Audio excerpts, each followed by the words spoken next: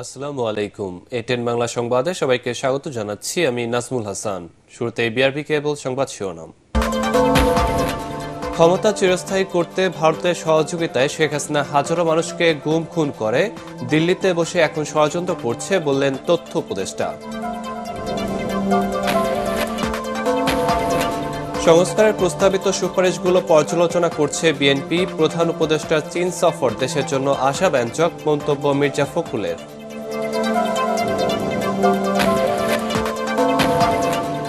ঈদের ছুটিতে ফাঁকা রাজধানী, সড়ক ও বিনোদন কেন্দ্রগুলো ঘুরে কাটাচ্ছে নগরবাসী। নারীর টানে এখনো ঢাকা ছাড়ছেন ঘরমুখো অনেকে।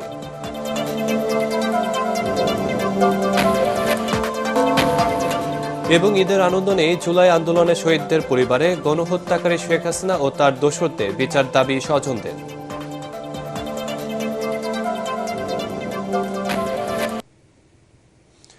শুনছিলেন বিআরবি কেবল সংবাদ শিরোনাম, এবার বিস্তারিত। ক্ষমতা চিরস্থায়ী করতে ভারতের সহযোগিতায় শেখ হাসিনা হাজার হাজার মানুষকে গুম ও বিচার বহির্ভূত হত্যা করেছে বলে মন্তব্য করেছেন তথ্য উপদেষ্টা মাহফুজ আলম। গুম খুন হওয়া ব্যক্তিদের স্বজনদের সাথে শুভেচ্ছা বিনিময়ের সময় তিনি বলেন, শেখ হাসিনা ভারতে বসে এখনও ষড়যন্ত্র করছে। গণ অভ্যুত্থানে ক্ষমতাচ্যুত আওয়ামী লীগের কয়েক লাখ নেতাকর্মীকে আশ্রয় দেওয়ায় ভারতের তীব্র সমালোচনাও করেন উপদেষ্টা। রিপোর্ট মাহবুব কবির চপলের।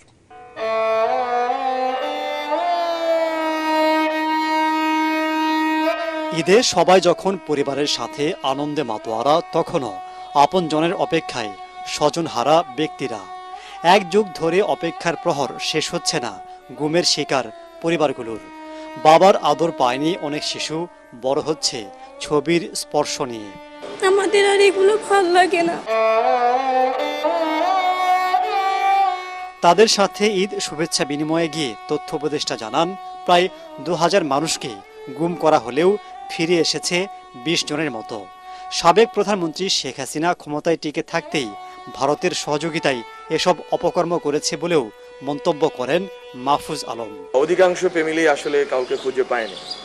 তো এটা আসলে আমরা যেটা দেখেছি যে গুম কমিশন বলেছে যে অনেকে গুম করে ভারতে পাঠিয়ে দেওয়া হয়েছে। আমরা বলতেছি না যে বাংলাদেশে জঙ্গিবাদ বা মিলিটেন্সি চরমপন্থার কোনো বাস্তবতা নেই, বাস্তবতা আছে হয়তো, সেটাকে মোকাবেলার পথ স্পেসিফিক লোকদেরকেই। কিন্তু হাসিনা এটাকে পুরো বাংলাদেশের জনগণের উপর চাপিয়ে দিয়েছিল। শেখ হাসিনা তার বাবার হত্যার প্রতিশোধ নেওয়ার নামে বাংলাদেশের জনগণের উপরে ভারতের সহযোগিতায় এই অত্যাচার নিপীড়ন চাপিয়ে দিয়েছিলেন উনি।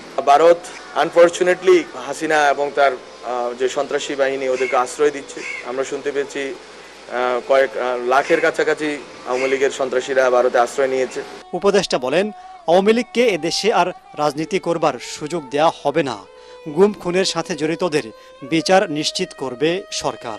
যে সকল বাহিনী এবং যে সকল বাহিনীর সদস্যরা এখানে জড়িত ছিলেন তাদেরকে বিচারের আওতায় আনা হবে। এই সরকারের আমলেই কোনোদিন আর আওয়ামী লীগকে আমরা এই দেশে রাজনৈতিকভাবে এখানে দাঁড়াতে দিব না, এটা হচ্ছে আমাদের অঙ্গীকার।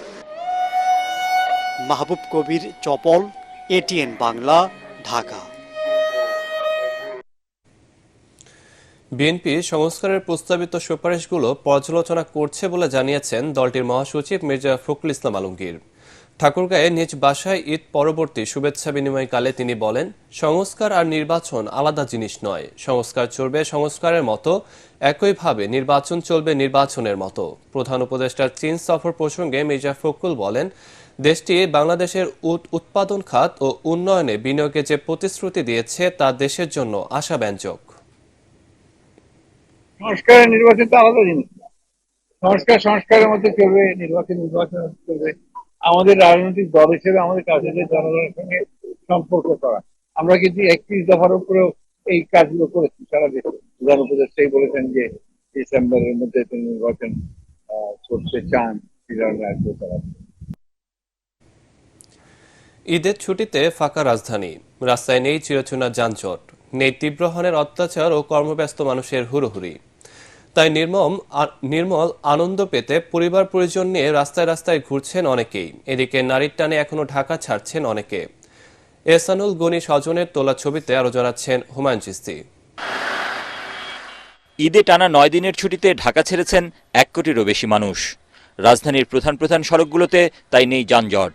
ব্যস্ততম এলাকা ফার্মগেটে ঈদের পরদিন একরকম স্বস্তি নিয়েই দায়িত্ব পালন করছেন ট্রাফিক পুলিশরা। রোদে পোড়া ঘাম ঝরানো জীবন থেকে কিছুটা বিশ্রাম পেয়েছেন তারা। আমরা আমাদের কর্তব্য, আমাদের যে জায়গায় ডিউটি পয়েন্টে আমরা ডিউটি করতেছি করে যাচ্ছি। এখন গাড়ি হালকা, একটু মনে হয় যে একটু রিল্যাক্স। এখন দুর্ঘটনা কারো কাম্য না, কিন্তু চালক একটু সচেতন হলে সেই জিনিসগুলো হয় না। যানজট আর মানুষের ভিড়ে দম বন্ধ হওয়া এই নগরীর বাসিন্দারা ফাঁকা ঢাকার আনন্দ উপভোগ করছেন। ট্রাফিক পুলিশের বাধাহীন রাজধানীর বিভিন্ন সড়কে রিকশায় ঘুরে বেড়ানোই এখন হয়ে উঠেছে বিনোদনের অন্যতম অংশ। বাবার সাথে আমরা ঈদের পরের দিন মোটরসাইকেলে ঘুরতে বেরোইছি, অনেক জায়গায় ঘুরছি। এত অল্প সময়ের মধ্যে আমরা এখানে বুঝতে পারবো, বুঝি নাই। দোকানপাট ভবিষ্যৎ সবকিছু বন্ধ, এইভাবে সেজন্য তো একটু ঘুরতে ভালো লাগতেছে। রাজধানীর বাণিজ্যিক এলাকা মতিঝিলের শাপলা চত্বরে নেই মানুষের চিরচেনা কোলাহল। সেখানে দেখা গেল যাত্রীর অপেক্ষায় দাঁড়িয়ে বাস। আর এমন স্বস্তির যাত্রায় খুশি যাত্রীরাও। ফাঁকা ভালোই লাগতেছে, কিন্তু যাত্রী নাই, জ্যামজট নাই, খুব ভালো লাগতেছে আর কি। বিভিন্ন কারণে ঈদের আগে যারা বাড়ি যেতে পারেননি তাদের অনেকেই এখন ঢাকা ছাড়ছেন। কমলাপুর রেল স্টেশন ও বাস কাউন্টারগুলোতে দেখা মেলে ঘরমুখো মানুষদের। ঈদের আগেই বাড়ি যাওয়ার আমার ইচ্ছা ছিল, কিন্তু ব্যবসার কারণেই পারেনি। এই কারণে ঈদের পরের দিন বাড়ি যেতেছি। এখন ঈদের পরেই আমাদের আত্মীয় স্বজনের সাথে ঈদের আনন্দটা ভাগাভাগি করে নিতে হবে। ট্রেন ছাড়বো 3:40-এ, 10টা সাড়ে 10টার দিকে গ্রামে যা পৌঁছায় আমার। শনিবার শেষ হচ্ছে ঈদের ছুটি, তারপর আবারও রাজধানী ঢাকা ফিরবে তার আপন চেহারায়। হুমায়ুন চিস্তি, এটিএন বাংলা, ঢাকা। ঈদ আনন্দে মুখরিত রাজধানীর শিশু পার্ক আর উদ্যানগুলো। ছেলে বুড়ো সব বয়সী মানুষ পরিবার পরিজন নিয়ে মেতেছে ঈদ উৎসবে। আনন্দে মাতোয়ারা এসব মানুষ রাজধানীতে আরও বিনোদন কেন্দ্র চায়। দাবি জানান পার্ক, লেক ও খোলা জায়গাগুলো সঠিক যত্ন নেওয়ার। ফজলে রাব্বির রিপোর্ট।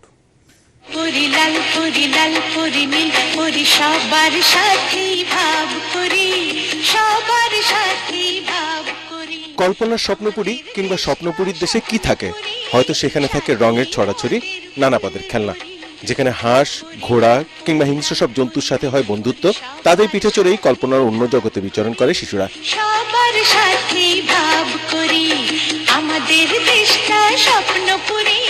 ঈদের ছুটিতে শ্যামলীর এই শিশু মেলায় বিভিন্ন রাইডে চড়ে যেন কল্পনার সেই জগৎ হাতের মুঠোয় পায় শিশুরা।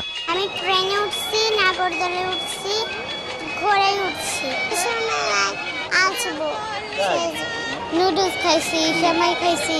এখানে অনেক সুন্দর সুন্দর রাইড আছে, সব মিলে ভালো লাগছে অনেক। শিশুদের সঙ্গ দিতে এসে আনন্দে মাতেন অভিভাবকরাও।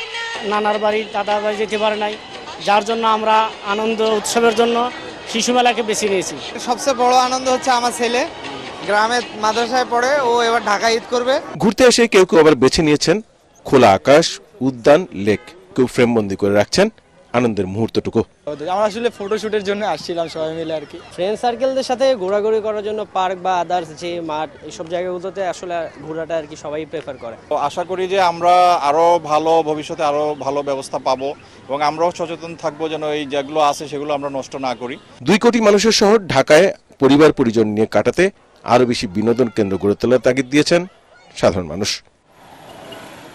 ফজলে রাব্বি, এটিএন বাংলা, ঢাকা। ঐতিহ্যবাহী ঢাকাবাসীর আয়োজনে হয়ে গেল ঈদ আনন্দ শোভাযাত্রা। মঙ্গলবার বিকেলে রাজধানীর হাজারীবাগ পার্ক প্রাঙ্গণ থেকে শোভাযাত্রা বের করা হয়। এ সময় ঢাকা দক্ষিণ ও উত্তর সিটি কর্পোরেশনের অধীনস্থ কবরস্থানগুলোতে বিনা খরচে কবর দেওয়ার ব্যবস্থা করার দাবি জানায় ঢাকাবাসী। এছাড়া পুরনো জেলখানাকে পার্কে রূপান্তরিত করতে সরকারকে অনুরোধ জানান তারা।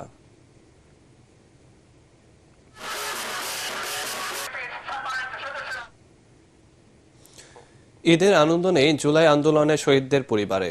ফ্যাসিবাদ বিরোধী আন্দোলনে যারা শহীদ হয়েছেন তাদের পরিবারে এখনো বিষাদের কালো ছায়া। কেউ হারিয়েছেন বাবা, কেউ সন্তান, কেউ বা স্বামী। এমনই 2 শহীদ পরিবারের সাথে কথা বলেছেন সহকর্মী মাজারুল হক মুহাজ্জির। ক্যামেরায় ছিলেন এমদাদুল হক। ছোট্ট 2 শিশু আনাস আর আহনাফ ছবি দেখিয়ে পরিচয় করিয়ে দিচ্ছে তার বাবার সাথে, কিন্তু বাবাকে তো তারা চিরতরে হারিয়েছে জুলাই আন্দোলনের সময়, সেই 19শে জুলাই। মিরপুরে পুলিশের গুলিতে নিহত শহীদ নাদিমের পুরো পরিবারে তাই ঈদের কোনো আনন্দ নেই। চাচা, ভাতিজা আর আব্বু 15-20 জন মিলে আমরা নামাজ পড়তাম ঈদগাহ মাঠে। বড় হয়ে কি হইতে চাও বাবা? পুলিশ। যারা যারা আমার আছে তাদের ওদেরকে গুলি করে মারা ফেলবো। স্বামীকে হারিয়ে বাকরুদ্ধ শহীদ নাদিমের স্ত্রী তাবাসসুম আক্তার নিহা গত ঈদেও স্বামীকে নিয়ে মেতেছিলেন উৎসবের আমেজে, অথচ এবছর চাইলেও আর স্বামীর দেখা তিনি পাবেন না। 2 সন্তানকে নিয়েই এখন দিন কাটে তার। বাচ্চাগুলা কবরস্থান গেলে পাগল হয়ে যায়, পারে না, উঠায় নিয়ে চলে আসে।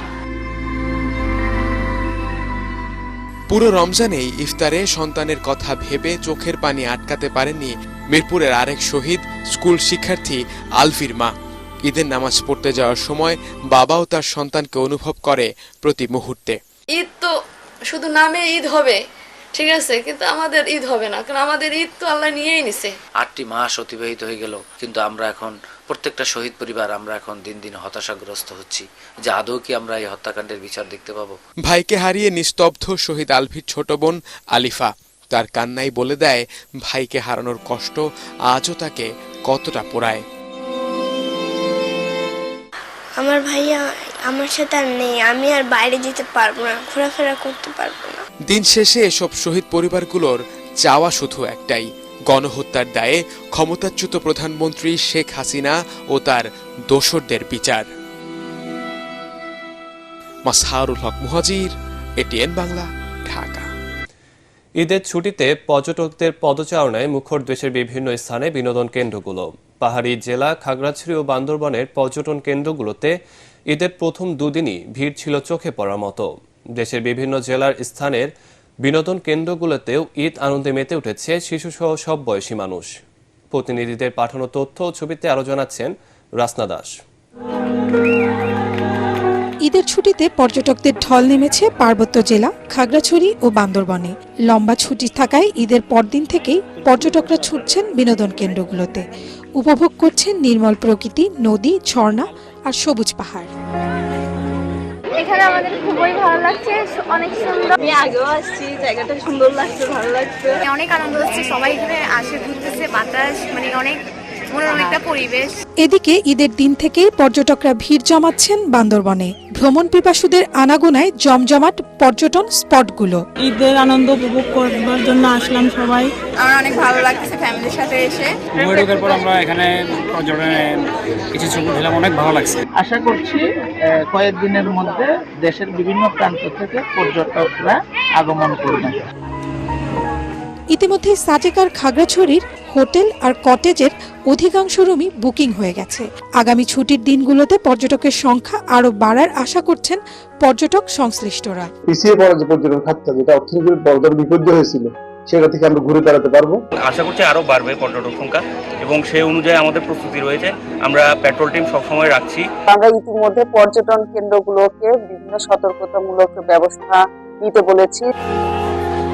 এদিকে শেরপুরের শিশু পার্ক, ঈদগাহ মাঠ ও শহীদ দারোগালী পার্ক ও অন্যান্য বিনোদন কেন্দ্রগুলোতে ছিল দর্শনার্থীদের উপচে পড়া ভিড়। জামালপুরের মাদারগঞ্জের বালিঝুড়ির FM উচ্চ বিদ্যালয় মাঠে শুরু হয়েছে 100 বছরের ঐতিহ্যবাহী ইসলামিয়া ঈদ মেলা। 7 দিন ব্যাপী এই মেলাকে কেন্দ্র করে মাদারগঞ্জ সহ আশেপাশের কয়েক উপজেলায় বইছে উৎসবের আমেজ। Bureau report, ATN Bangla. এবার আন্তর্জাতিক সংবাদ।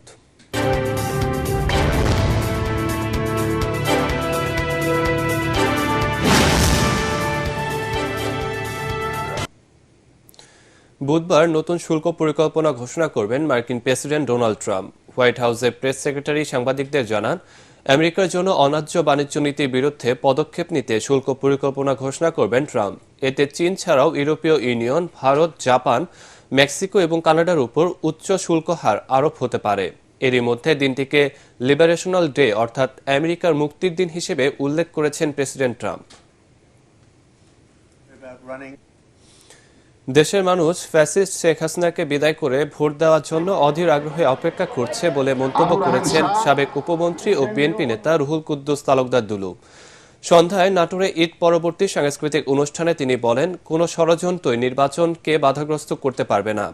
এ নিয়ে চক্রান্ত হলে তা রুখে দিতে সকলের প্রতি আহ্বান জানান বিএনপির কেন্দ্রীয় এই নেতা। এবার পারটেক্স খেলার খবর।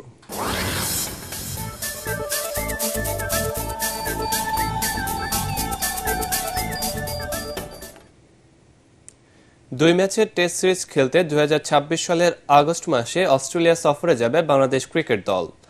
টেস্ট দলের 14 মাসের সূচি প্রকাশ করতে গিয়ে বাংলাদেশের বিপক্ষে হোম সিরিজের আনুমানিক সময় ঘোষণা করেছে ক্রিকেট অস্ট্রেলিয়া।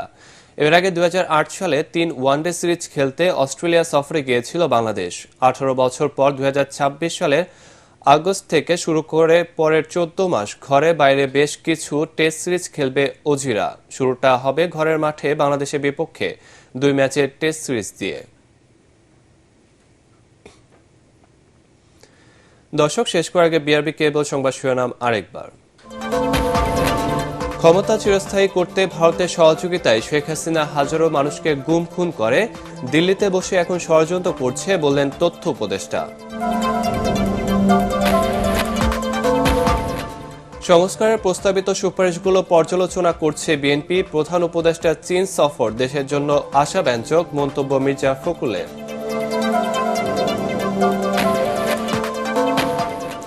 ঈদের ছুটিতে ফাঁকা রাজধানী, সড়ক ও বিনোদন কেন্দ্রগুলো ঘুরে কাটাচ্ছেন নগরবাসী। নারীর টানে এখনো ঢাকা ছাড়ছে ঘরমুখো অনেকে।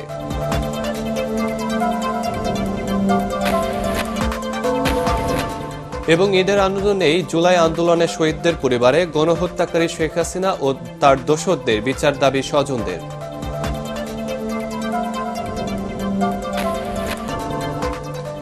দর্শক, পরবর্তী সংবাদ দেখার আমন্ত্রণ জানিয়ে এখনকার মতো শেষ করছি।